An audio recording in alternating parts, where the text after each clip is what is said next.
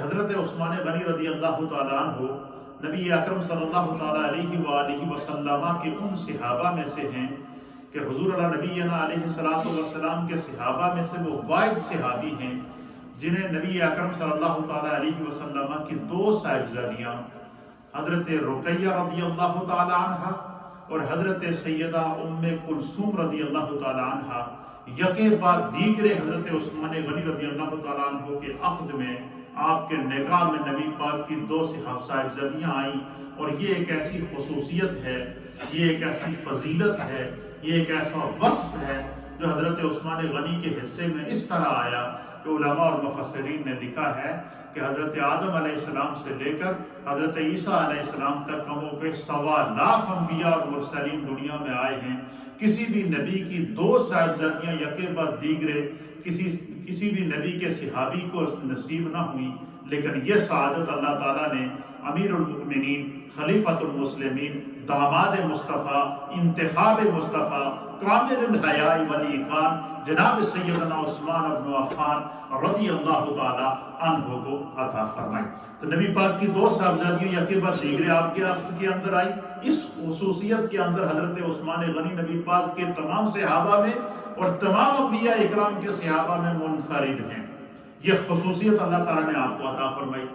اسی طریقے سے حضرت سیدنا عثمان غنی رضی اللہ تعالیٰ عنہ کو جہاں پر اور خصوصیات ملی ہیں، وہاں پر ایک خصوصیت یہ بھی آپ کو نصیب ہوئی ہے کہ آپ صاحب ہجرتین ہیں۔ اللہ تعالیٰ نے آپ کو 2 ہجرتیں عطا فرمائی۔ پہلی ہجرت مکہ سے حبشہ کی طرف، اور دوسری ہجرت حبشہ سے مدینہ سے مکہ سے مدینہ کی طرف۔ یہ 2 ہجرتیں آپ کو صاحب ہجرتین بھی کہتے ہیں، آپ کو 2 ہجرتیں نصیب ہوئیں۔ اور تیسری خصوصیت جو حضرت عثمان غنی رضی اللہ تعالیٰ عنہ کے اندر تھی، وہ تھی آپ کو کامل الحیاء والایقان، جو آج خاص طور پر میں آج کے اس موضوع کے اوپر کائنات کے سامنے پیش کرنا چاہتا ہوں کہ اللہ تعالیٰ نے حضرت عثمان غنی رضی اللہ تعالیٰ عنہ کو جو ہے وہ جو وصف عطا فرمائے تھے، ان میں سے وصف ایک کیا تھا؟ حیا کا وصف تھا، اور دوسرا وصف کیا تھا؟ آپ سخاوت کا وصف تھا۔ آپ کا لقب، آپ کو غنی اس لیے کہتے تھے کہ سیدنا عثمان غنی رضی اللہ تعالیٰ عنہ میرے مصطفیٰ کے بارگاہ کے سیٹھ تھے، یہ بارگاہ مصطفیٰ کے سیٹھ تھے، تاجر تھے اور دولت مند تھے۔ خدا نے آپ کو امیر ترین بنایا تھا، اور آپ کی وافر مقدار میں آپ کی دولت تھی، آپ کا کاروبار تھا، آپ کی تجارت تھی، نہ صرف مکہ کے اندر، نہ صرف مدینہ کے اندر، بلکہ دوسرے ممالک تک حضرت عثمان غنی رضی اللہ تعالیٰ عنہ کی تجارت پھیلی ہوئی تھی۔ تو آپ کو نبی پاک کی بارگاہ سے غنی کا لقب ملا۔ اللہ اکبر! یہ بھی وہ سعادت ہے جو حضرت عثمان غنی رضی اللہ تعالیٰ عنہ کے حصے میں آئی کہ یہ آپ کے نام کا حصہ بن گیا، آپ کی پہچان بن گئی۔ کیوں کہ جس قدر اللہ نے آپ کو امیر بنایا تھا، اس قدر آپ کا ہاتھ صفی تھا، اس قدر آپ نے اسلام کے لیے مال قربان کیا، اور اس کی ایسی ایسی مثالیں موجود ہیں کہ جو ہے وہ انشاءاللہ میں آگے احادیث میں جا کر آپ کی خدمت میں پیش کروں گا۔ تو یہ تیسری فضیلت، پہلی کیا کہ آپ داماد مصطفیٰ، اور یکے بعد دیگرے نبی پاک کی 2 صاحبزادیوں کے آپ کے حوالہ عقد میں آئی۔ دوسری کیا کہ حضرت عثمان غنی رضی اللہ تعالیٰ عنہ صاحب ہجرتین ہیں، آپ کو 2 ہجرتیں نصیب ہوئی اسلام کی خاطر۔ اور تیسری خصوصیت کیا کہ اللہ تعالیٰ نے آپ کو کامل الحیاء والایقان، حضرت عثمان غنی کی حیا کو اللہ تعالیٰ نے اور میرے مصطفیٰ نے کائنات کے لیے ضرب المثل بنایا۔ اور چوتھی خصوصیت کیا تھی؟ حضرت عثمان غنی رضی اللہ تعالیٰ عنہ کی سخاوت، اور اس کے علاوہ بے شمار خصوصیات ہیں، لیکن یہ جو آج کا میرا موضوع ہے وہ یہ ہے کہ حضرت عثمان غنی رضی اللہ تعالیٰ عنہ کو کامل الحیاء والایقان کہتے ہیں۔ آپ دیکھیں کہ آج زمانہ تنزلی کا شکار ہے، آج زمانہ زوال کا شکار ہے۔ آج پوری دنیا کے اندر جو سب سے بڑی بیماری ہے، جس نے معاشروں کو تباہ کر دیا، جس نے ممالک کو تباہ کر دیا، جس نے جو ہے وہ بڑے بڑے ممالک کی اقدار کو گرا کے رکھ دیا، وہ کیا ہے؟ وہ حیا ہے۔ حیا کا اٹھ جانا ہے، شرم کا اٹھ جانا ہے، بے حیائی کا عام ہو جانا ہے۔ بے حیائی آج کے دور میں عام ہے، عریانی آج کے دور میں عام ہے، فحاشی آج کے دور کے اندر عام ہے، اور ہر طرف اس قدر بے حیائی اور عریانیت فحاشی سر عام کی جا رہی ہے، چاہے وہ اسلامی ممالک ہوں یا غیر اسلامی ممالک ہوں۔ آپ نے سوشل میڈیا پہ دیکھا ہوگا کہ اس حج کے موقع پر حرم شریف تو بند تھا، لیکن مکے کے اندر بے حیائی کے اڈے کھل رہے تھے، سینما ہال کھل رہے تھے، طرح طرح کی جو ہے وہ بے حیائی کے اڈے کھل رہے تھے اور ان کے افتتاح ہو رہے تھے، اور اس میں ہزاروں لوگ جمع ہیں اور کوئی سوشل ڈسٹینس نہیں ہے، کسی کے منہ پر ماسک نہیں ہے، اور جو ہے وہ خانہ کعبہ کی مقدس عبادت کے اوپر طرح طرح کی پابندیاں لگائی گئی۔ تو یہ اس طرح کا یہ جو زمانہ زوال کی طرف جا رہا ہے، تنزلی کی طرف جا رہا ہے، جو ہے وہ اس کا سب سے بڑا سبب کیا ہے کہ معاشرے سے حیا اٹھ گئی ہے۔ حیا کیا ہے کہ باپ کو بیٹے کی تمیز نہیں ہے، بیٹی کو ماں کی تمیز نہیں ہے، بھائی کو بہن کی تمیز نہیں ہے، معاشرے کے اندر تمیزیں ختم ہو رہی ہیں اور بے حیائی عام ہو رہی ہے، عریانی عام ہو رہی ہے، فحاشی عام ہو رہی ہے۔ لیکن اس دور کے اندر بھی 1400 سال گزرنے کے بعد بھی اگر کائنات میں کسی کی حیا کو ضرب المثل کہا جا سکتا ہے، جس کو میرے رب نے بھی حیادار کہا ہے، جس کو میرے مصطفیٰ نے بھی حیادار کہا ہے، جس کو سیدنا صدیق اکبر نے بھی کامل الحیا کہا ہے، جس کو سیدنا فاروق اعظم نے بھی کامل الحیا کہا ہے، جس کو مولا کائنات جناب حیدر کرار سیدنا علی المرتضیٰ کرم اللہ وجہہ الکریم نے بھی کامل الحیا کہا ہے، اور جس کو نبی پاک کی کمر پہ 1.25 لاکھ صحابہ نے کامل الحیا کہا ہے۔ 1400 سال سے مسلسل ائمہ دین صحابہ اکرام، تابعین، تبع تابعین، ائمہ مجتہدین، مومنین اور مومنات اور اولیاء امت جو نبی پاک صلی اللہ تعالیٰ علیہ وسلم کی امت کے اہل ایمان قیامت تک 1400 سال تک 1450 سال عرصہ نبی پاک صلی اللہ تعالیٰ علیہ وسلم کے ظاہری طور پر دنیا سے پردہ فرمائے ہوئے گزر چکے ہیں، لیکن آج بھی کائنات کے لیے حضرت عثمان غنی کے حیا ضرب المثل ہے۔ آپ اس قدر حیادار تھے کہ نبی اکرم صلی اللہ تعالیٰ علیہ وآلہ وسلم نے حضرت سیدنا عثمان غنی کے حیا کو بیان کرتے ہوئے، آپ کی شرم کو بیان کرتے ہوئے، آپ کی حیاداری کو بیان کرتے ہوئے حضور نبینا علیہ الصلوۃ والسلام نے فرمایا کہ قیامت کے دن ہر انسان کو اپنے اعمال کا حساب دینا ہوگا۔ ہر انسان کو کیا ہوگا؟ اپنے اعمال کا حساب دینا ہوگا، کاروبار کا حساب دینا ہوگا، تجارت کا حساب دینا ہوگا، نمازوں کا حساب دینا ہوگا، روزوں کا حساب دینا ہوگا، زکوٰۃ کا حساب دینا ہوگا، صدقات کا حساب دینا ہوگا، حقوق کا حساب دینا ہوگا، فرائض کا حساب دینا ہوگا، اور جو معاملات انسان کی زندگی کے اندر اس کے ساتھ ہوتے ہیں، جن کا تعلق نیکی کے ساتھ ہے یا گناہ کے ساتھ ہے، ہر ایک کا حساب دینا ہوگا، اور حساب و کتاب سے گزرنے کے بعد پھر بندہ مومن کی بخشش کا اور جنت کا فیصلہ ہوگا۔ گناہگار ہوگا تو گناہوں کی سزا ملے گی، اور اگر نیکوکار ہوگا تو اس کی بخشش ہو جائے گی، اور اگر وہ عاشق رسول اور نیکوکار اور صاحب ایمان اور صالحین کے طبقے سے ہوگا تو اگر وہ گناہگار بھی ہوگا تو پھر بھی اس کو شفاعت مصطفیٰ کریم صلی اللہ تعالیٰ علیہ وآلہ وسلم نصیب ہوگی۔ لیکن اللہ کے حبیب نبی علیہ الصلوۃ والسلام نے فرمایا کہ ہر انسان کو قیامت کے دن اپنے اعمال کے حساب و کتاب دے کر جو ہے وہ جنت کی طرف روانہ ہوگا۔ حضور نے فرمایا الا عثمان، مگر میرا عثمان، اس کو اللہ تعالیٰ بغیر حساب و کتاب کے جنت عطا فرمائے۔ میرے عثمان کو کیا ہوگا؟ بغیر حساب کے اللہ جنت عطا فرمائے گا۔ عرض کیا گیا یا رسول اللہ اس کی وجہ کیا ہے؟ حضور نے فرمایا کہ میرا عثمان اتنا حیادار ہے، اپنے رب سے اس قدر حیا کرتا ہے، اپنے رب سے اس قدر حیا کرتا ہے، اور اللہ کے رسول سے اس قدر حیا کرتا ہے کہ حضور نے فرمایا کہ عثمان اپنی نیکیوں کا بھی اللہ کے سامنے حساب نہیں دے سکے گا اپنی حیا کی وجہ سے۔ یعنی اتنا حیادار ہے کہ وہ اپنے نیک کاموں کا جو نیکیاں کی ہوئی ہیں ان کا بھی حساب نہیں دے سکیں گے، اس وقت بھی وہ رب سے حیا کر رہے ہوں گے۔ تو حضور نے فرمایا کہ میرے عثمان کی حیا کی وجہ سے میرا رب میرے عثمان کو بغیر حساب و کتاب کی جنت عطا فرمائے گا۔ میرے عثمان کو میرا رب جو ہے وہ بغیر حساب و کتاب کے اس کی بخشش اور مغفرت فرمائے گا۔ تو یہ حیا اتنی بڑی دولت ایمان ہے۔ پھر اسی طریقے سے یہ حیا کیا؟ سب سے پہلے یہ چیز سمجھنا چاہیے کہ حیا کس چیز کو کہتے ہیں. تو اس کے بارے میں مفسرین اکرام نے اس کی بہت ساری اصطلاحی تعریفیں لکھی ہیں، اس کی لغوی تعریفیں لکھی ہیں. حضرت علامہ جار اللہ زمخشری رحمۃ اللہ تعالی علیہ آپ لکھتے ہیں کہ حیا ایسے تغیر و انکسار کو کہتے ہیں جو انسان کو ہر اس چیز کے ارتکاب کے سبب لاحق ہوتا ہے جو معیوب ہو اور جس کی مذمت کی جائے. یعنی ہر وہ کام جو دوسرے لوگ جس کو برا سمجھیں اس سے بچنا حیا ہے. ہر وہ کام جو گناہ کے راستے کی طرف لے جائے اس سے رک جانا یہ حیا ہے. یعنی ہر برے کام سے رک جانا یہ حیا ہے، اور ہر نیکی کے کام کی طرف بڑھ جانا یہ اللہ کی طرف سے کرم نوازی اور فضل ہے.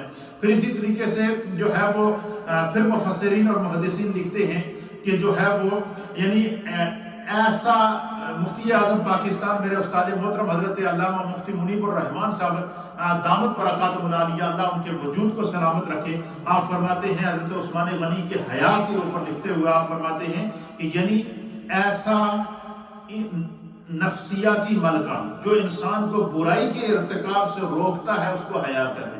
یعنی ہر وہ کام جو انسان کو گناہ سے روک دے اور انسان گناہ سے رک جائے سمجھ لو اس کے اندر حیا موجود ہے، وہ اپنے رب سے حیا کرتا ہے، اس وجہ سے گناہ سے رک گیا ہے.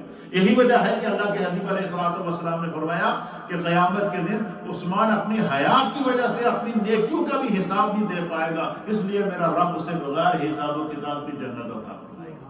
سبحان اللہ و بحمدہ سبحان اللہ العظیم. اب حضرت عثمان غنی رضی اللہ تعالیٰ عنہ کی حیا کے اوپر میں چند حدیثیں آپ کی خدمت میں پیش کر دیتا ہوں، پھر اس کے بعد آپ کی جود و صفا، اس کے اوپر 2 حدیثیں اور پھر ذکر کی طرف ہم بڑھتے ہیں. یہ حدیث میرے سامنے جو ہے سب سے پہلے تو سنیے کہ امام بخاری رحمۃ اللہ علیہ نے اس حدیث کو نقل فرمایا ہے کہ نبی اکرم صلی اللہ تعالیٰ علیہ وآلہ وسلم نے فرمایا. یہ دیکھیں کہ آج کا جو ہمارا معاشرہ ہے یہ زوال کا شکار ہے.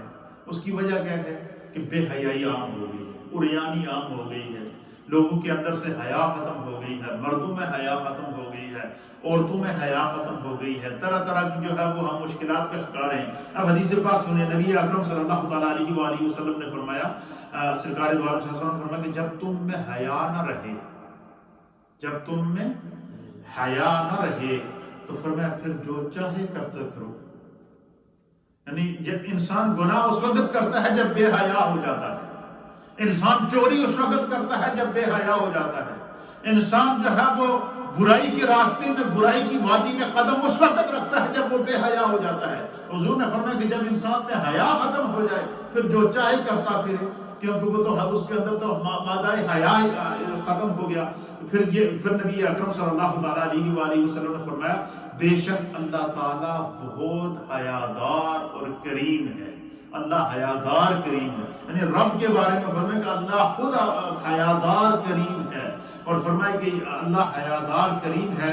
اور سرکار دو عالم صلی اللہ تعالیٰ علیہ وآلہ وسلم نے فرمایا کہ بے شک اللہ تعالیٰ بہت حیا فرمانے والا اور نہایت ہی کرم فرمانے والا ہے. جب بندہ اس کے سامنے عاجزی کے ساتھ دست سوال دراز کرے تو اسے حیا آتی ہے کہ اس سے پہلے کہ اس کو خالی ہاتھ لوٹائے. فرمایا کہ اللہ اپنے بندوں سے اس قدر حیا کرتا ہے کہ جب بندہ عاجزی انکساری کے ساتھ اپنے آنسوں کو بہاتے ہوئے اپنے قلب اور قالب کو اپنے رب کی طرف متوجہ کرتے ہوئے جب اللہ کی طرف بندہ ہاتھ بڑھائے نا، توبہ کرے کہ یا اللہ بہت گناہگار ہوں، سیاہکار ہوں، ڈوبا ہوا ہوں، اپنے ہر گناہ کا اعتراف کرتا ہوں، تو فرمایا کہ جب بندہ اپنے آپ کو سلنڈر کر لیتا ہے تو فرمایا کہ اللہ اپنے بندے کی اس حیا کا اتنا لاج رکھتا ہے کہ اللہ یہ چاہتا ہے کہ قبل اس کے کہ میرے بندے کے ہاتھ اس کے چہرے تک پہنچے، میں اس کی اس تمنا کو پورا کروں، اس کی اس آرزو کو پورا کروں. تو فرمایا کہ اللہ تعالیٰ جو ہے وہ حیا دار ہے اور بہت ہی کریم ہے، اور وہ اپنے بندے کے دست دراز جو ہے وہ سوال جو ہے وہ پھیلنے سے پہلے اللہ اس کے چاہتا ہے کہ اس کو خالی ہاتھ نہ لوٹایا جائے. اب اس کے یہ ترمذی شریف کی حدیث ہے. اس کے بعد سنن ابن ماجہ شریف کی حدیث ہے. نبی اکرم صلی اللہ تعالیٰ علیہ وآلہ وسلم نے کی ذات سے حضرت عثمان غنی رضی اللہ تعالیٰ عنہ کی محبت اور حیا کا یہ عالم تھا کہ آپ نے فرمایا کہ جب سے اللہ حضرت عثمان غنی رضی اللہ تعالیٰ عنہ کی جو حیا تھی اس کا عالم سنیے کہ حضور اللہ نبی علیہ الصلوۃ والسلام نے جب حدیبیہ کے مقام کے اوپر صحابہ کو کہا نا کہ حضرت عثمان کے قصاص کا بدلہ لینا ہے، اور حضرت صحابہ سے 1400 صحابہ نے حضور علیہ السلام کی طرف ہاتھ بڑھا کر بیعت کی۔ جب 1400 صحابہ بیعت کر چکے تو حضور نبی علیہ السلام نے اپنا بایاں ہاتھ آگے بڑھایا، فرمایا یہ عثمان کا ہاتھ ہے، اور اپنا دایاں ہاتھ آگے بڑھایا، فرمایا یہ مصطفیٰ کا ہاتھ ہے۔ حضور نے فرمایا کہ میں عثمان کے ہاتھ کی طرف سے جو ہے کیا کرتا ہوں، میں عثمان کے ہاتھ کی طرف جو ہے عثمان کی طرف سے اس کے ہاتھ، میرا ہاتھ عثمان کا ہاتھ ہے، اور حضور نے حضرت عثمان کے ہاتھ، اپنے ہاتھ کو عثمان کا ہاتھ قرار دیا۔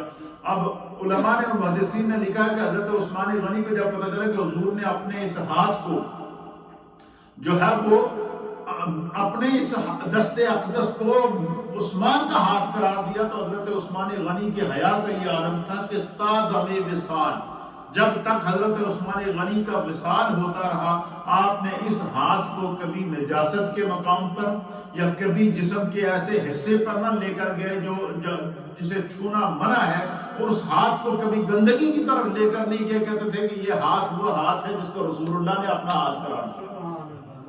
یہ ان کی محبت کا عالم تھا کہ رسول اللہ نے میرے اس ہاتھ کو اپنا ہاتھ قرار دیا، تو جب تک زندہ رہے اس ہاتھ کو گندگی کی طرف لے کر نہیں گئے، اس ہاتھ کو نجاست کی طرف لے کر نہیں گئے، اس ہاتھ کو جسم کے کسی ایسے حصے کی طرف لے کر نہیں گئے کہ جو جس کو چھونا منع ہے۔ فرمایا کہ یہ ہاتھ وہ قسمت والا ہاتھ ہے جس کو رسول اللہ نے اپنا ہاتھ قرار دیا۔ پھر اسی طریقے سے حدیث پاک کے اندر آتا ہے کہ نبی اکرم صلی اللہ تعالیٰ علیہ وآلہ وسلم نے حضرت سیدنا عثمان غنی رضی اللہ تعالیٰ عنہ کی حیا کو کس طرح حضور کس طرح آبزرو کرتے تھے۔ اب یہ حدیث ہے میرے سامنے، اور اس حدیث کو امام مسلم نے صحیح مسلم کے اندر نقل فرمایا، اور اس کا حدیث نمبر ہے 2401، اور اس حدیث کی راویہ ہے ام المؤمنین سیدہ عائشہ صدیقہ بنت صدیق اکبر رضی اللہ تعالی عنہما۔ ام المؤمنین سیدہ عائشہ صدیقہ فرماتی ہیں کہ ایک دن حضور نبی علیہ السلام اپنے گھر میں تکیہ لگائے ہوئے بڑی بے تکلفی سے تشریف فرما تھے، اور حضور علیہ السلام نے تہمت باندھا ہوا تھا، اور تہمت باندھا ہوا تھا تو حضور علیہ السلام کی جو آپ ایسے ٹیک لگائے ہوئے جیسے بندہ ٹیک لگا کر بیٹھتا ہے، اس طریقے سے آپ بیٹھے ہوئے تو حضور علیہ السلام کی جو ٹانگ کی پنڈلی تھی، اس پنڈلی سے ہوا کی وجہ سے تہمت تھوڑا سا ہٹ گیا، وہ تہمت پنڈلی ننگی نظر آ رہی، ٹانگ کی یہ جو پنڈلی ہوتی ہے یہ پنڈلی ننگی نظر آ رہی تھی۔ حضور علیہ السلام بیٹھے ہوئے تھے، گھر میں تھے، بے تکلف بیٹھے تھے۔ اس دوران آپ فرماتے ہیں ام المومنین کہتی ہیں کہ دروازے پر دستک ہوئی۔ جب دروازے پر دستک ہوئی تو پوچھا گیا کون؟ آواز آئی کہ ابو بکر۔ حضرت سیدنا ابو بکر صدیق نے کہا کہ یا رسول اللہ میں ہوں، تو آپ اجازت دیں کہ آپ کے قدموں میں حاضری دی جائے۔ تو حضور نے فرمایا میرے ابو بکر تعال، آ جاؤ، اندر آ جاؤ۔ حضرت ابو بکر صدیق، حضرت ام المومنین عائشہ صدیقہ کہتی ہیں حضرت ابو بکر صدیق اندر تشریف لائے۔ حضور علیہ السلام جس کیفیت میں بیٹھے ہوئے تھے اسی طرح بے تکلفی سے بیٹھے رہے، پنڈلی اسی طرح نظر آ رہی تھی، تہمت ہٹا ہوا تھا۔ کہتے ہیں تھوڑی دیر گزری تو پھر دروازے پر دستک ہوئی۔ جب دوبارہ دروازے پر دستک ہوئی تو پھر پوچھا گیا کون؟ تو آواز آئی کہ عمر ہوں، آپ کی بارگاہ میں حاضری کی اجازت چاہتا ہوں، دیدار کرنا چاہتا ہوں۔ حضور نے فرمایا تشریف لے آئیے، آ جاؤ۔ حضرت عمر آئے، حضرت عائشہ کہتی ہے کہ حضور اسی طرح بیٹھے رہے، اسی طرح آپ کی پنڈلی سے وہ تہمت ہٹا ہوا، پنڈلی آپ کی نظر آ رہی تھی۔ کہتے ہیں عمر آئے اور حضرت عمر بھی آ کر بیٹھ گئے، صدیق اکبر بھی بیٹھے ہیں، سرکار ان کے ساتھ بے تکلفی کے ساتھ گفتگو فرما رہے ہیں۔ اور ام المومنین کہتے ہیں کہ تھوڑی دیر گزری تو پھر دروازے پر دستک ہوئی۔ جب دروازے پر دستک ہوئی تو حضور نے پوچھا کون؟ تو اندر سے باہر سے آواز آئی کہ عثمان۔ کیا آواز آئی؟ عثمان۔ تو حضرت عائشہ صدیقہ کہتی کہ میں نے دیکھا کہ جیسے ہی حضور کے کان میں آواز پڑی کہ عثمان، تو حضور علیہ السلام ٹیک لگا کر بیٹھے تھے، حضور آگے ہو کر بیٹھ گئے۔ حضور نے دیکھا کہ پنڈلی کے اوپر سے جو ہے پاؤں کی جو پنڈلی ہے اس کے اوپر سے جو تہمت ہٹا ہوا ہے، سرکار دو عالم صلی اللہ علیہ وسلم نے وہ تہمت واپس پنڈلی کے اوپر رکھ کے اس کے اوپر وہ چادر اوپر دے کر حضور آرام سیدھے ہو کر بیٹھ گئے۔ پھر حضرت عثمان غنی رضی اللہ تعالیٰ عنہ اندر تشریف لے آئے۔ کہتے ہیں کافی دیری تک بیٹھے رہے، گفتگو ہوتی رہی، تو جو ہے وہ جب بات چیت ہو کے اپنے جتنے جو حضرت صدیق اکبر نے اپنا معاملہ پیش کیا، حضرت فاروق اعظم نے اپنا معاملہ پیش کیا، حضرت عثمان غنی نے اپنا معاملہ پیش کیا، بات چیت کر کے جب یہ سور واپس چلے گئے، جب واپس چلے گئے تو ام المؤمنین سیدہ عائشہ صدیقہ بنت صدیق اکبر رضی اللہ تعالیٰ عنہما آپ فرماتی ہیں کہ میں نے عرض کیا یا رسول اللہ میں نے ایک بڑا عجیب منظر دیکھا ہے۔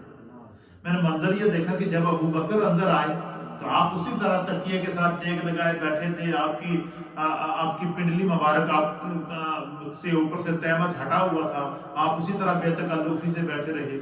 حضرت عمر آئے تو آپ اسی طرح بے تکلفی سے بیٹھے رہے، لیکن جیسے ہی آواز آئی کہ عثمان ہیں تو آپ سیدھے ہو کر بیٹھ گئے، آپ نے اپنے کپڑے درست کر دیے اور حضرت عثمان تشریف لائے، اس میں کیا راز ہے؟ تو حضور اللہ نبی علیہ السلام نے فرمایا اے عائشہ کہ میں اس شخص سے کیوں حیا نہ کروں جس سے اللہ کے فرشتے بھی حیا کریں۔ حضور نے فرمایا کہ میرا عثمان اتنا حیادار ہے کہ اگر میں جس طرح بیٹھا ہوا تھا اسی طرح بیٹھا رہتا، عثمان اندر تو آ جاتا، لیکن جو بات وہ مجھ سے کرنا چاہتا تھا وہ حیا کی وجہ سے نہ کرتا، کیونکہ عثمان اپنی نظریں ہی اوپر نہیں اٹھاتا۔ تو کہ رسول اللہ صلی اللہ علیہ وسلم کے حضور نے فرمایا کہ عثمان وہ ہے کہ جس سے فرشتے بھی حیا کرتے ہیں۔ تو حضرت سیدنا عثمان غنی رضی اللہ تعالیٰ عنہ کی حیا جو ہے وہ کائنات کے لیے ضرب المثل میرے مصطفیٰ نے بنائی ہے۔ حضرت عثمان غنی کی حیا کا تذکرہ میرے رب نے کیا ہے۔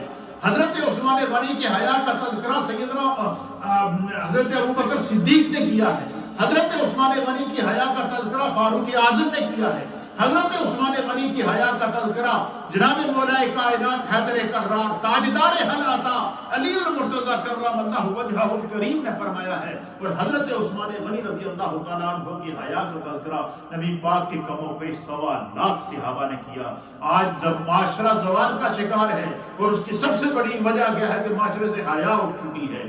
آج معاشرہ تنزلی کا شکار ہے، اس کی سب سے بڑی وجہ یہ ہے کہ معاشرے سے حیا اٹھ چکی ہے۔ اور اللہ تعالیٰ نے قیامت تک کے لیے حضرت عثمان غنی رضی اللہ تعالیٰ عنہ کی حیا کو کیا کیا ہے؟ ضرب المثل بنایا ہے۔ تو یہ حضرت اور پھر اسی طریقے سے نبی اکرم صلی اللہ تعالیٰ علیہ وآلہ وسلم نے فرمایا کہ عثمان بہت حیادار ہیں، اگر میں انہیں اسی حالت میں اجازت دے دیتا تو مجھے اندیشہ تھا کہ وہ اپنی طبی حیا کی وجہ سے اپنی آمد کا مقصد بیان نہ کر سکتے، یعنی جس مقصد کے لیے آئے تھے، جو بات کرنا چاہتے تھے سرکار کی بارگاہ میں، اگر حضور اسی طرح بیٹھے رہتے اور آپ کی پنڈلی مبارک نظر آتی تو حضرت عثمان حیا کی وجہ سے نہ آنکھیں اوپر اٹھاتے اور نہ وہ اپنا جو مقصد تھا وہ بیان کر سکتے۔ پھر اسی طریقے سے حضرت عبد الرحمن بن خباب رضی اللہ تعالیٰ عنہ بیان کرتے ہیں، یہ سنن ترمذی شریف کی حدیث ہے۔ آپ بیان فرماتے ہیں کہ رسول اللہ صلی اللہ تعالیٰ علیہ وسلم آپ کہتے ہیں کہ میں رسول اللہ صلی اللہ تعالیٰ علیہ وسلم کے پاس ایسے وقت میں حاضر ہوا کہ آپ صحابہ اکرام کو جو ہے وہ جیش اسرت، یعنی اب یہ تو حضرت عثمان غنی رضی اللہ تعالیٰ عنہ کی حیا کی مثالیں تھیں جو میرے مصطفیٰ دیتے تھے، یہ حضرت عثمان غنی کی حیا کی مثالیں تھیں جو صدیق اکبر نے دی، یہ حضرت عثمان غنی کی حیا کی وہ مثالیں تھیں جو فاروق اعظم نے دی ہیں، حضرت عثمان غنی کی حیا کی وہ گواہی تھی جو ام المؤمنین سیدہ عائشہ صدیقہ نے دی ہے۔ اب حضرت عثمان غنی رضی اللہ تعالیٰ عنہ کا تیسرا وصف وہ کیا تھا؟ آپ کا لقب غنی تھا۔ غنی کہتے ہیں مالدار کو ہماری زبان کے اندر، دولت مند کو۔ آج کل لوگوں کو دولت ملتی ہے تو وہ غرور میں آ جاتے ہیں، تکبر میں آ جاتے ہیں، وہ سمجھتے ہیں کہ بس ہم پوری دنیا کو تہس ناس کر لیتے ہیں، اور دولت کے بل بوتے پر رشوتیں دی جاتی ہیں، دولت کے بل بوتے پر لوگوں کے ضمیروں کو خریدا جاتا ہے، دولت کے بل بوتوں کے اوپر کیا سے کیا جائز سے ناجائز کاموں کو جائز کر کے بھیجا جاتا ہے۔ اس لیے اللہ کے حبیب علیہ السلام نے جو ہے وہ رشوت دینے اور رشوت لینے والے کو جو ہے وہ جہنم کی جو بشارت دی ہے۔ اسی طریقے سے قرآن حکیم فرقان مجید نے جو ہے وہ نبی پاک نے جو ہے وہ فضول خرچی سے منع کیا، تکبر سے منع کیا۔ دولت آتی ہے تو تکبر آتا ہے، حکومت آتی ہے تو تکبر آتا ہے، لیکن کائنات کے لیے نبی پاک کے صحابہ جو خلفائے راشدین ہیں ان کو اللہ تعالیٰ نے ایسا ضرب المثل بنایا کہ خدا نے ان کو حکومتیں دی ہیں، ان کی حکومتیں بھی ضرب المثل ہیں، اللہ نے انہیں دولتیں دی ہیں، ان کی دولتیں بھی ضرب المثل ہیں، اللہ نے انہیں مال دیا، ان کا مال بھی کائنات کے لیے ضرب المثل ہے۔ اب مجھے بتائیں اس سے بڑا کوئی اعزاز ہوگا کہ جب میرے مصطفیٰ کریم نے جو ہے وہ اہل مدینہ میں موجود رہتے ہوئے آپ نے غزوے کے لیے جب اعلان کیا کہ اسلام کو مال کی ضرورت ہے تو سیدنا صدیق اکبر اپنا سارے کا سارا مال لے کر آئے، حتیٰ کہ یہاں تک حدیث کے اندر آتا، علامہ جلال الدین سیوطی رحمۃ اللہ علیہ نے لکھا ہے کہ سیدنا صدیق اکبر نے صرف ایک چادر، اس چادر کے سامنے ببول کے کانٹے لگائے، وہ جسم پر پہن کر جو ہے وہ پردہ کر کے آئے، باقی جو چیز تھی وہ ساری کی ساری کیا کر دی اللہ کے راستے میں، کہ اللہ کے حبیب نے مال مانگا ہے، یہ پرواہ نہیں کی کہ میری دولت ضائع ہو جائے گی، یہ پرواہ نہیں کی کہ اتنا مال میں سارے کا سارا مال لے کر آ رہا ہوں، یہ ان کے اخلاص کا عالم تھا کہ ایک چادر پہنی ہوئی اس کے اوپر ببول کے درخت کے کانٹے لگائے ہوئے۔ یہ سب سارا مال جب پیش کیا تو حدیث کے اندر آتا ہے، علامہ جلال الدین سیوطی نے لکھا کہ جبریل علیہ السلام نبی پاک کی بارگاہ میں حاضر ہوئے، جبریل نے بھی ایسی ہی چادر پہنی ہوئی ہے جیسے صدیق اکبر نے پہنی ہوئی، اور اس چادر کے اندر اسی طرح ببول کے درخت کے کانٹے لگے ہوئے۔ تو حضور کہتے ہیں کہ میں نے عرض کی، میں نے ارشاد فرمایا کہ جبریل آج خیر تے ہے، بڑا وکھرا لباس پہنے آئے۔ تو حضرت جبریل نے عرض کیا کہ یا رسول اللہ، آج ایک جبریل نے نہیں، آج آسمان کے ہر فرشتے نے یہ لباس پہنا ہوا ہے۔ کیوں؟ آج صدیق اکبر کی صحابت پر زمین و آسمان، اللہ اور اس کے فرشتے سب ناز کر رہے ہیں۔ اللہ نے فرشتوں کو حکم دیا ہے کہ آج صدیق کی ادا کو اپناؤ۔ اللہ اکبر۔ تو جن صحابہ کو حکومتیں ملی ہیں وہ بھی ضرب المثل، دولتیں ملی ہیں وہ بھی ضرب المثل۔ تو حضرت عثمان غنی رضی اللہ تعالیٰ عنہ نبی پاک کی بارگاہ کے سیٹھ تھے۔ آپ نبی پاک کی بارگاہ کے حضرت عثمان غنی، آپ کو غنی کا لقب عطا کیا گیا، مالدار تھے، اور آپ نے سخاوت کا جو اور اللہ کے راستے میں مال خرچ کرنے کی جو مثالیں قائم کی ہیں، وہ جس طرح آپ کی حیا میں آپ ضرب المثل ہیں، اسی طرح اللہ کے راستے میں مال خرچ کرنے میں حضرت عثمان غنی ضرب المثل ہے۔ اس کے اوپر دو حدیثیں سماعت فرمائیں پھر ذکر کرتے ہیں۔ پہلی حدیث ہے، اس کو سنن ترمذی کی حدیث نمبر ہے 3737 نمبر حدیث ہے۔ حضرت عبد الرحمن بن خباب رضی اللہ تعالیٰ عنہ بیان کرتے ہیں کہ رسول اللہ صلی اللہ تعالیٰ علیہ وسلم کے پاس ایسے وقت میں حاضر ہوا کہ آپ صحابہ اکرام کو غزوہ تبوک، جیش اسرت غزوہ تبوک کی مالی اعانت کے لیے ترغیب دے رہے۔ جب غزوہ تبوک پیش آیا تو اس وقت مدینے کے حالات ٹھیک نہیں تھے، قحط کی صورتحال تھی، جس طرح قحط ہوتا ہے اس طرح کی صورتحال تھی، غربت بہت عام تھی، لوگ زیادہ ضرورت مند تھے۔ غزوہ پیش آ گیا، سرکار دو عالم صلی اللہ تعالیٰ علیہ وآلہ وسلم آپ تشریف فرما ہوئے، سامنے صحابہ اکرام بیٹھے تھے۔ حضور نے فرمایا وقت تو مشکل کا ہے، اس لیے اس کو غزوہ جیش اسرت کہتے ہیں۔ اسرت عربی میں تنگی کو کہتے ہیں، تنگی کا زمانہ تھا، مشکل زمانہ۔ جیسے آپ دیکھ رہے ہیں کہ ہمیں ہمارے والدین یہ کہانی سنایا کرتے ہیں کہ ہمارے جو باپ دادا تھے انہوں نے بڑا غربت کا دور گزارا ہے، اور پیدل چل چل کے بڑی مشکل سے کس طرح انہوں نے گزارے کیے۔ وہ کہانیاں جب ہم سنتے تھے تو ہم سوچتے تھے کہ یار ایسا بھی زمانہ تھا۔ تو یہ تو ہمارے دور کی بات ہے کہ ہمارے باپ دادا نے اس طرح کا وقت گزارا ہے، تاکہ ان کا جو وقت تھا وہ تو اور مشکل وقت ہوا ہوگا۔ آج کل تو اللہ نبی پاک کے صدقے اللہ تعالیٰ نے اتنی جو ہے وہ نعمتوں کی فراوانی کرتی ہے کہ قیامت تک کے لیے، چونکہ زمانہ مصطفیٰ کا ہے اس لیے مصطفیٰ کی خیرات یہ زمانہ کھاتا رہے گا۔ اب زمانے میں تنگی اور اسرت نہیں آئے گی۔ کیوں؟ کہ قیامت تک کے لیے اللہ نے مصطفیٰ کے نظام کو، مصطفیٰ کے زمانے کو جو ہے وہ کائنات کے لیے جو ہے وہ مقرر کر دیا ہے۔ تو وہ زمانہ تھا، اسرت کا زمانہ تھا، تنگی کا زمانہ تھا۔ غزوہ آ گیا، اسلام کے لیے جنگ کا موقع آ گیا، مسلمانوں کے حالات بھی مالی ٹھیک نہیں تھے، غربت کا زمانہ تھا، قحط سالی کا زمانہ تھا۔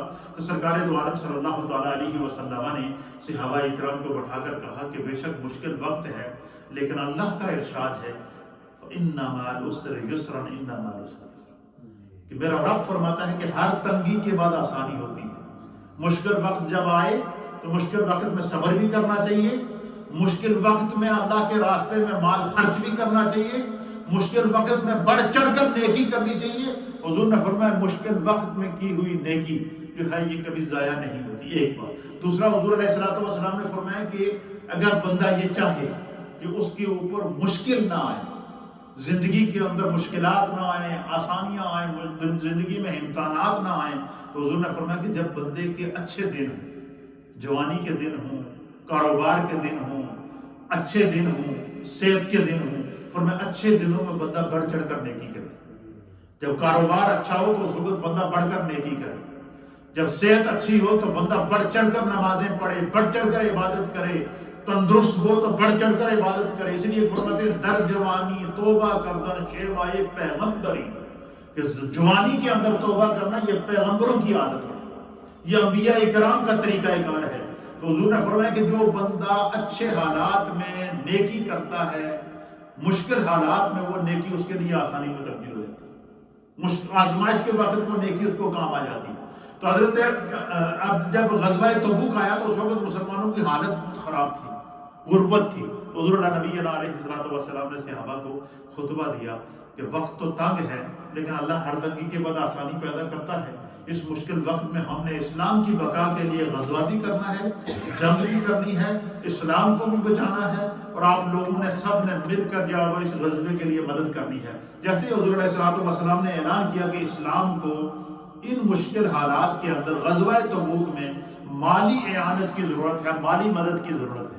اللہ اکبر۔ حضرت عبد الرحمن بن خباب کہتے ہیں کہ میں نے ایک منظر بڑی عجیب دیکھا، ایک منظر میں نے اپنی آنکھوں سے دیکھا۔ صحابہ اکرام بیٹھے ہوئے تھے اور اپنے اپنے حساب سے صحابہ اکرام، ہر صحابی رسول نے اس کے اندر کیا کیا، حصہ لیا کسی نہ کسی طریقے سے۔ تو فرمایا کہ جیسے ہی حضور نے اعلان کیا کہ حالات تنگ ہیں، مدینے کے حالات ٹھیک نہیں ہیں، غربت عام ہے، تنگی کے دن ہیں، مشکلات کے دن ہیں، لیکن اسلام کو آپ کے پیسے کی ضرورت ہے، آپ کے مال کی ضرورت ہے، آپ کی معاونت کی ضرورت ہے، اس وقت جو دے گا اللہ تعالیٰ جو ہے وہ اللہ کی رحمت اس کی طرف متوجہ ہے۔ تو حضور نبی علیہ الصلوۃ والسلام نے جیسے ہی اعلان کیا تو حضرت عبد الرحمن بن خباب کہتے ہیں کہ جیسے ہی حضور نے فرمایا کہ حالات ٹھیک نہیں ہیں، مشکل وقت ہے، لیکن اسلام کو آپ کے مال کی ضرورت ہے، کہتے ہیں فوراً بس اتنا کہنا تھا تو حضرت عثمان غنی تمام صحابہ میں کھڑے ہو گئے۔ آپ نے کہا لبیک یا رسول اللہ، کیا کہا؟ لبیک یا رسول اللہ، لبیک یا رسول اللہ۔ حضرت عثمان غنی جب کھڑے ہوئے تو آپ نے عرض کیا کہ یا رسول اللہ 100 اونٹ باما ساز و سامان اللہ کے حبیب کے قدموں پر قربان کرتا ہوں غزوہ تبوک کے۔ اب حضرت عبد الرحمن بن خباب کہتے ہیں کہ جیسے ہی حضرت عثمان نے یہ کہا نا، اب مشکل کا وقت ہو، قید سالی کا وقت ہو، تنگی کا وقت ہو، اور اس دوران جذبہ عثمان غنی دیکھیے، سخاوت عثمان غنی، ایسے ان کو غنی نہیں کہتے تھے، ایسے بارگاہ مصطفی کے سیٹھ نہیں تھے، غنی کا لقب میں مصطفیٰ نے ان کو عطا فرمایا، اور وہ غنی ایسے غنی نہیں تھے، اللہ اکبر، وہ غنی تھے کہ انہوں نے اپنی دولت اسلام کے لیے لوٹائی، اور ان کا وہ غنا، ان کی وہ امیری، ان کی وہ دولت مندی قیامت تک کے لیے خدا نے انسانیت کے لیے ضرب المثل بنا دی ہے، مثال بنا دی ہے، ایگزامپل بنا دی ہے۔ جب حضور نے فرمایا کہ اسلام کو اس وقت غزوہ تبوک کے موقع پر، جیش عسرت کے موقع پر مال کی ضرورت ہے، حضرت عثمان غنی جیسے ہی کھڑے ہوئے تو آپ نے کیا پہلا اعلان کیا؟ پہلا اعلان کیا کہ میں 100 اونٹ ماں ساز و سامان، ان کے اوپر، ان اونٹوں پر چاہے سانہ لدا ہوا ہو، ان اونٹوں پر چاہے غلہ لدا ہوا ہو، ان اونٹوں کے اوپر جو کہ حضرت عثمان غنی کی جو تجارت تھی نا، وہ دوسرے شہروں میں، مصر میں، شام میں، عراق میں، اس طرح دوسرے شہروں کے اندر جو ہے وہ پھیلی ہوتی تھی، اور شام تک کا وہاں سے 100 200 300 400 اور ایک روایت کے مطابق 1000 اونٹ جو ہے وہ دوسری تجارتی منڈیوں سے بھرے ہوئے عثمان غنی کے مدینے میں آیا کرتے تھے۔ اتنے بڑے سیٹھ تھے بارگاہ مصطفی کے، اتنے بڑی کاروباری شخصیت کا نام عثمان غنی تھا، اتنے بڑے تاجر کا نام عثمان غنی تھا، اتنے بڑے سخی کا نام عثمان غنی تھا، اتنے بڑے مالدار کا نام عثمان غنی تھا۔ ایسے ان کو غنی نہیں کہتے تھے، یہ کہنا آسان ہے۔ تو جب پہلا اعلان کیا تو آپ نے کیا فرمایا؟ 100 اونٹ ساز و سامان کے ساتھ، جو میرا فلاں شام سے قافلہ آ رہا ہے، اس قافلے میں جو 100 اونٹ 300 اونٹ آ رہے تھے، آپ نے فرمایا کہ جو وہ 100 اونٹ ہیں ان کے اوپر جو کچھ لدا ہے، چاہے وہ مالت سانہ ہے، چاندی ہے، غلہ ہے، جو کچھ ان 100 اونٹوں پر لدا ہے، وہ سارے کا سارا میں اپنے آقا کے قدموں پر قربان کرتا ہوں۔ حضرت عبد الرحمن بن خباب کہتے ہیں جب عثمان غنی نے یہ کہا نا کہ میں 100 اونٹ اللہ کے حبیب کے راستے، اللہ کے دین کے لیے اللہ کے حبیب کے قدموں میں قربان کرتا ہوں، تو کہتے ہیں کہ میں نے دیکھا کہ سرکار کا چہرہ انور، چہرہ بدوحا خوشی سے کھل اٹھا، حضور کا چہرہ خوشی سے کیا ہوا؟ کھل اٹھا. پھر کہتے ہیں کہ پھر حضور علیہ السلام نے دعا کی اور اللہ تیرے اس عطیے کو قبول فرما. حوصلہ مل گیا مسلمانوں کو کہ عثمان غنی نے 100 اونٹ دے دیا، اب ہم غزوے میں جائیں گے، اب ہمیں کسی قسم کی تنگی نہیں ہوگی. پھر جب حضرت عثمان غنی 100 اونٹ کا اعلان کر کے بیٹھ گئے، سرکار نے پھر دوبارہ اعلان کیا. حضور نے فرمایا کہ اس نیکی کے کام میں جو بندہ حصہ لے گا، اس وقت اسلام کو مال کی ضرورت ہے، اسلام کو تمہارے اخلاص کی ضرورت ہے، اسلام کو تمہارے مال کی ضرورت ہے. تو آپ فرماتے ہیں کہ جیسے حضور نے دوسرا اعلان کیا، حضرت عثمان غنی پھر کھڑے ہو گئے اسی وقت. قبل اس کے کوئی دوسرا صحابی کھڑا ہوتا، دوسرے اعلان پر عثمان غنی پھر کھڑے ہو گئے اور پھر آپ نے اعلان کیا، یا رسول اللہ 200 اونٹ مع ساز و سامان اور پالان کے اللہ کے حبیب کے، اللہ کے دین کے لیے اللہ کے حبیب کے قدموں میں قربان کرتے ہیں. کہتے ہیں سرکار نے پھر تیسرا اعلان کیا. کہتے ہیں جب حضور نے تیسرا اعلان کیا تو پھر عثمان غنی کھڑے ہو گئے. آپ نے پھر عرض کیا کہ یا رسول اللہ لبیک یا رسول اللہ، میں 300 اونٹ مع ساز و سامان کے اللہ کے حبیب کے قدموں میں قربان کروں. اب یہ حدیث کا خلاصہ ہے. اب پوری حدیث سنیے. حضرت عبد الرحمن بن خباب کہتے ہیں کہ جب حضرت عثمان غنی جب سرکار نے اعلان کیا کہ غزوہ تبوک کی مالی اعانت کے لیے ترغیب دے رہے تھے، تو حضرت عثمان غنی کھڑے ہو گئے. تو آپ نے فرمایا کہ میں جو ہے وہ اللہ کی راہ میں 100 لدے ہوئے اونٹ مع ساز و سامان کے پیش کرتا ہوں. صحابہ اکرام کو حضور نے پھر ترغیب دی تو پھر حضرت عثمان غنی کھڑے ہوئے 200 اونٹ کا اعلان کر دیا. پھر تیسری مرتبہ اعلان کیا تو حضرت عثمان غنی کھڑے ہوئے تو آپ نے جو 300 اونٹ کا اعلان کر دیا. تو فرماتے کہ سرکار دو عالم صلی اللہ تعالیٰ علیہ وسلم جب 300 اونٹوں کا حضرت عثمان نے اعلان کیا نا، حضور ممبر پہ بیٹھے ہوئے تھے. کہتے ہیں سرکار ممبر سے نیچے اترے. کیا کر دیا؟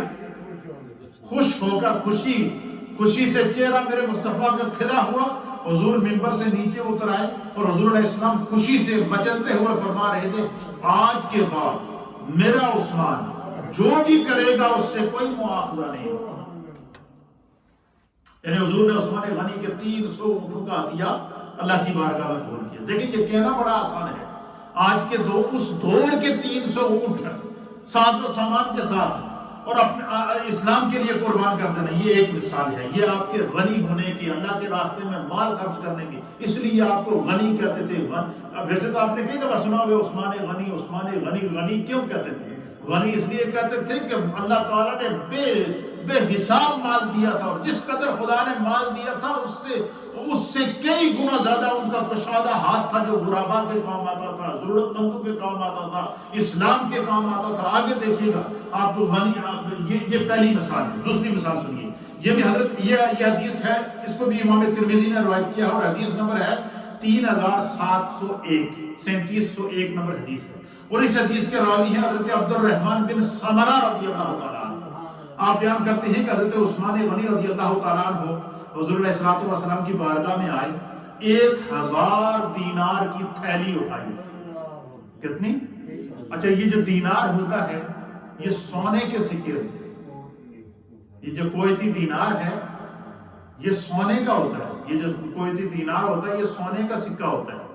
یہ 1000 سونے کے سکوں کی تھیلی. آپ مجھے بتائیں آج کل کسی کو اگر کہے کہ فلاں بندے نے ایک چوڑی یا ایک زیور کا سیٹ ہے یا 7 تولے یا 5 تولے یا 6 تولے جو وہ اس نے اللہ کے راستے میں دیے یا کسی مسجد کو دے دیے یا کسی مدرسے کو دے دیے تو ہم لوگ کہتے ہیں کتنا سخی آدمی ہے. تو حضرت عثمان غنی نبی پاک کی بارگاہ میں حاضر ہوئے، 1000 دینار لے کر آئے جو ایک تھیلی کے اندر ڈالے ہوئے تھے. کیسے؟ ایک تھیلی کے اندر 1000 سونے کے سکے دینار ڈالے ہوئے اور تھیلی کو اوپر سے بند کیا، لے کر آئے اور لا کر حضور کے سامنے جو ہے حضور علیہ الصلوۃ والسلام کی گود میں رکھ دیا اور کہا کہ یا رسول اللہ یہ میرے تجارتی مال تھا اور اس میں سے اللہ نے مجھے یہ نفع عطا فرمایا ہے اور یہ میں چاہ رہا ہوں کہ یہ میری دولت اسلام کے کام آ جائے. 1000 سونے کے سکوں کا تھیلا اٹھایا ہوا اور وہ لا کر سرکار کی چوری میں رکھا. تو حضرت عبد الرحمن بن سمرہ کہتے ہیں کہ میں نے ایک بڑا عجیب و غریب منظر دیکھا کہ وہ سونے کی اشرفیاں، وہ سونے کے سکے، وہ سونے کے دینار جو ہے وہ جو تھیلا بھرا ہوا تھا وہ حضور نے اپنی گود سے اٹھایا. حضور اس کو کبھی ایک ہاتھ میں رکھتے کبھی دوسرے ہاتھ میں رکھتے. اس طرح حضور اس کو کیا کرتے لہراتے صحابہ کے سامنے. اور حضور کا چہرہ خوشی سے کھل رہا ہے، وہ ایک تھیلی ایک طرف کرتے دوسری طرف کرتے، تو پھر سرکار دو عالم صلی اللہ علیہ وسلم نے فرمایا، پھر حضور نے فرمایا کہ آج کے بعد بالفرض محال عثمان کوئی بھی نیکی نہ کرے اس کو کوئی نقصان نہیں ہے۔ فرمایا کہ آج کے بعد عثمان تو جو بھی کرے خدا نے تمہیں بری کر دیا۔ یہ حضرت عثمان غنی کے دیکھیں، ایک طرف 300 اونٹوں کا نذرانہ نبی پاک کے قدموں میں پیش کر رہے ہیں، 5 ساز و سامان کے، دوسری طرف 1000 سانے کے سکوں کے تھیلا اٹھا کر میرے مصطفیٰ کی گود میں رکھ رہے ہیں۔ یہ حضرت عثمان غنی رضی اللہ تعالیٰ عنہ کا کی صحابت کا عالم تھا، یہ اس لیے آپ کو غنی کہتے تھے۔ اور اب اگلی حدیث سماعت فرمائیے کہ نبی اکرم صلی اللہ تعالیٰ علیہ وسلم نے حضرت عثمان غنی رضی اللہ تعالیٰ عنہ کی جو ہے وہ یہ اس کی مثال دے دی تھی۔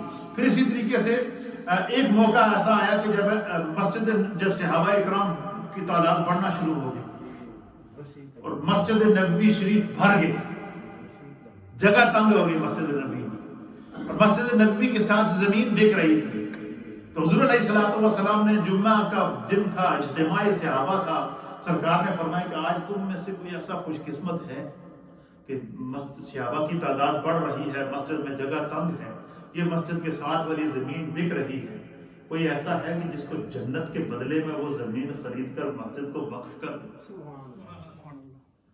کہتے ہیں حضرت کہ بس یہ کہنا تھا، سرکار دو عالم صلی اللہ علیہ وسلم نے اتنا فرمایا تو حضرت عثمان غنی پھر کھڑے ہو گئے۔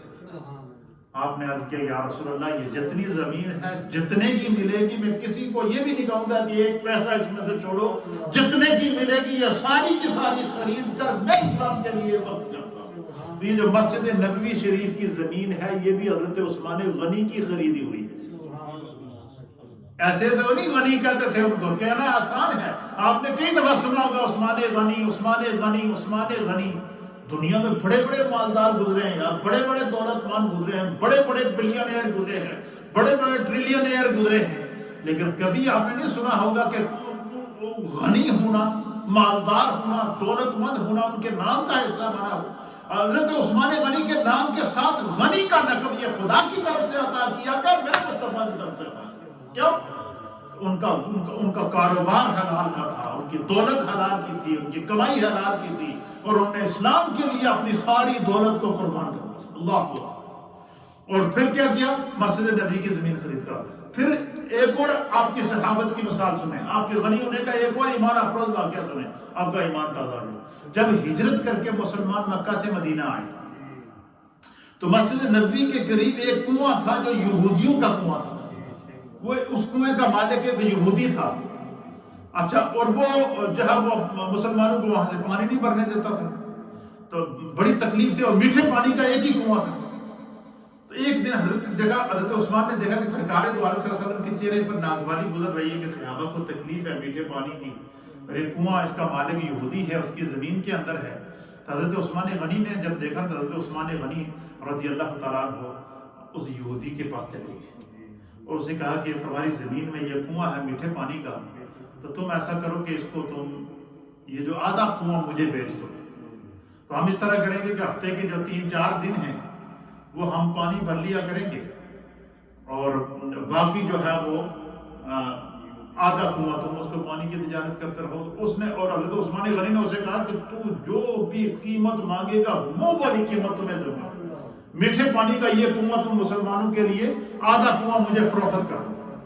اچھا، اس نے بھاری رقم، منہ بولی رقم جو لی، اس نے کہا کہ میں اتنی رقم لوں گا اور آدھا کنواں تمہیں دوں گا، 3 دن تک تم اس میں سے پانی بھر سکتے ہو۔